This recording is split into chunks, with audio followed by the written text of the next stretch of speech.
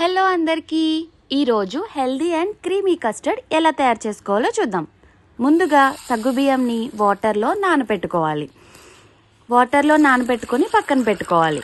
Next sweetness కోసం నేను పటికి బెల్లం యూజ్ చేశాను.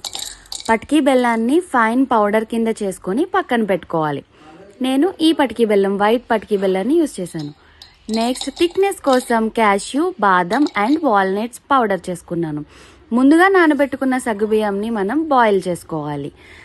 ప్యారలల్గా మనం కావాల్సినంత మిల్క్ తీసుకొని దాన్ని బాయిల్ చేసుకోవాలి. బాయిల్ చేసుకున్న తర్వాత క్యాష్యూ పౌడర్ని పాలల్లో వేసి మరిగించుకోవాలి.